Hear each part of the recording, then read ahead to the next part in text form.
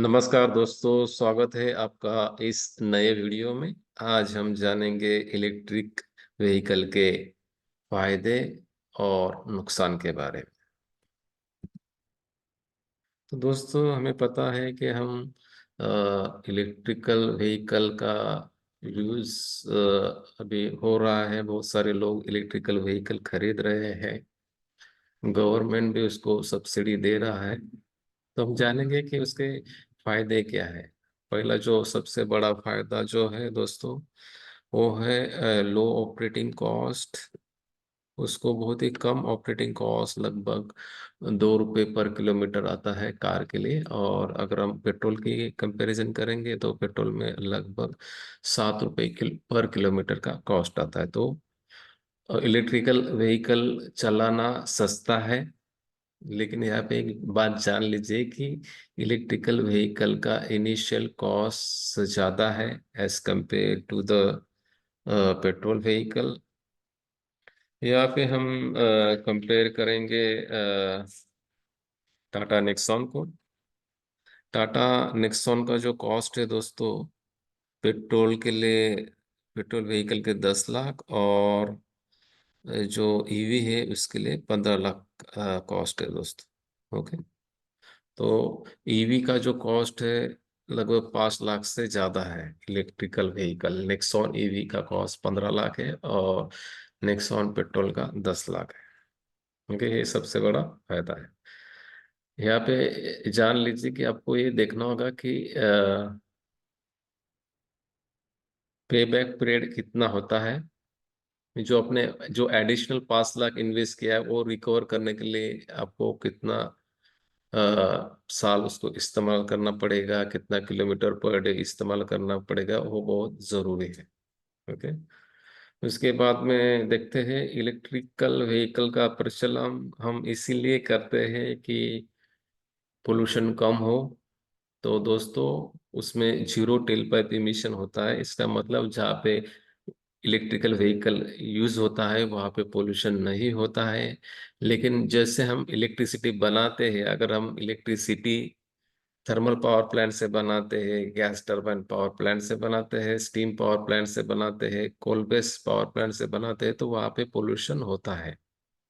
लेकिन व्हीकल जहाँ पे इस्तेमाल होता है, जो इलेक्ट्रिसिटी उसका इस्तेमाल होता है, वहाँ पे पोल्यूशन नहीं होता है। तो इसको जीरो टेल पाइप एमिशन कहते हैं। लेकिन इनडायरेक्टली पोल्यूशन हो सकता है। जैसे मैंने बताया कि वो इलेक्ट्रिसिटी कैसे प्रोड्यूस किया गया है जो इस्तेमाल कर रहे हैं हम कार में, मगर अगर वो थर्मल पावर प्लांट का इस्तेमाल करके बनाया गया तो यस, उसने पोल्यूशन किया है। ओके।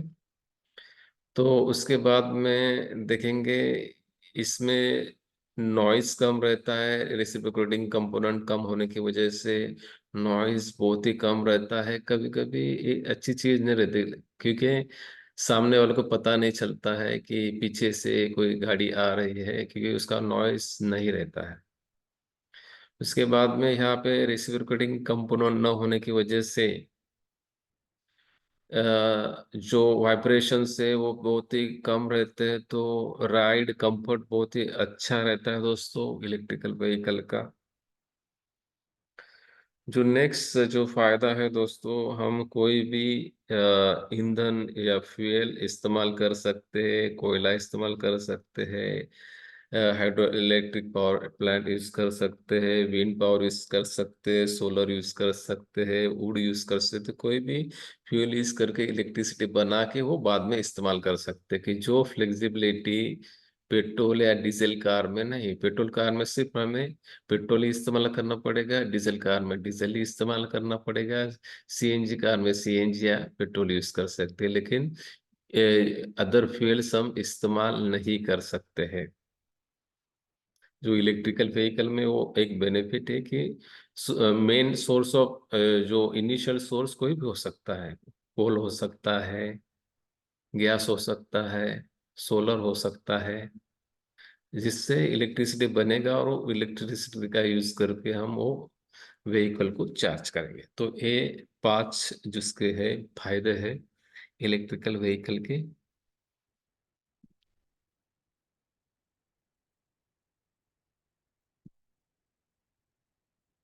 अब हम मूव होंगे नेक्स्ट इस पे, इसके इलेक्ट्रिकल व्हीकल के जो नुकसान क्या क्या है।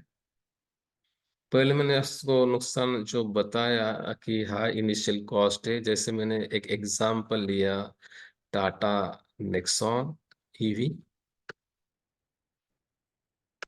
टाटा नेक्सॉन अगर पेट्रोल में लेते हैं तो उसका कॉस्ट है लगभग 10 लाख। अगर आप टाटा नेक्सॉन ईवी खरीदते हैं तो उसका कीमत है लगभग 15,000। तो 5 लाख आपको एक्स्ट्रा देने पड़ेंगे इलेक्ट्रिकल व्हीकल लेने के लिए। अब उसमें देखते हैं कि रेंज रेंज का मतलब क्या है, एक बार चार्जिंग करने के बाद या एक बार गाड़ी का टैंक फुल करने के बाद वो गाड़ी कितने किलोमीटर तक चलती है। ओके, तो उसको हम रेंज बोलते हैं। वही हम पेट्रोल कार में देखेंगे टाटा नेक्सॉन, तो उसका रेंज दोस्तों 750 किलोमीटर के लगभग है। ओके, इतना किलोमीटर तक जा सकता है। और नेक्सॉन ईवी का जो रेंज है दोस्तों लगभग 350 या 400 किलोमीटर है। तो हम देखेंगे कि आप ज़्यादा कॉस्ट दे के भी इलेक्ट्रिकल व्हीकल में रेंज बहुत कम है, उसके बाद में उसको रोकना पड़ेगा, उसको चार्जिंग करना पड़ेगा। चार्जिंग के लिए आपको 5-6 घंटे लगेंगे। लेकिन पेट्रोल कार में देखेंगे तो यहाँ पे ज़्यादा डिस्टेंस कवर कर सकते हैं, 750 किलोमीटर डिस्टेंस कवर कर सकते हैं। और उसके बाद में इमीडिएटली 5 मिनट में पेट्रोल भर के और आगे जा सकते हैं।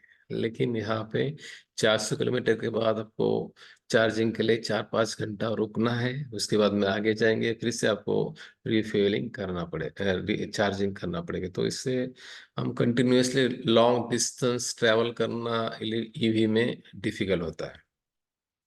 उसके बाद में बैटरी लाइफ, ईवी का बैटरी लाइफ जो मेन सोर्स है दोस्तों पावर का, तो ईवी में जो एनर्जी स्टोर है वही रहता है। तो बैटरी इस मोटर को पावर सप्लाई करते हैं, लेकिन बैटरी का लाइफ कम होता है। और जो मेजर जो कॉस्ट इलेक्ट्रिकल व्हीकल का रहता है दोस्तों, it is because of batteries.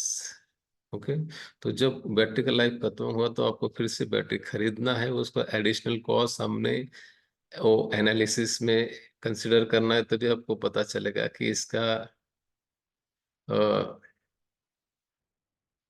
Return on investment कितना, पे बैक पीरियड कितना है वो, तभी हम प्रॉपरली कैलकुलेट कर सकते हैं। जैसे मैंने बोला कि पेट्रोल अगर आपको भरना है तो उसको लगभग 10 से 15 मिनट लगते हैं। लेकिन वही आपको चार्जिंग करना है तो उसको बहुत 4-5 घंटे उसको चार्जिंग में लगते हैं। तो इससे आपको लॉन्ग डिस्टेंस ट्रैवल करना बहुत ही डिफिकल्ट होता है विद द इलेक्ट्रिकल व्हीकल। और दूसरा पॉइंट ये भी है कि चार्जिंग के लिए बहुत ज़्यादा समय लगता है। सपोज आप रात को चार्जिंग करना भूल गए तो सुबह आपको जाना कहीं जाना डिफिकल्ट हो जाएगा, क्योंकि आप इतना वेट नहीं कर सकते, तो आप गाड़ी लेके जा ही नहीं सकते। तो ये थे उसके नुकसान इलेक्ट्रिकल व्हीकल के। तो आपको डिसाइड करना है कि इलेक्ट्रिकल व्हीकल लेना है या नहीं लेना है। आपको उसके लिए पे बैक पीरियड कैलकुलेट करना है दोस्तों। दोस्तों इसके साथ मैं आपसे विदा लेता हूँ। Thank you.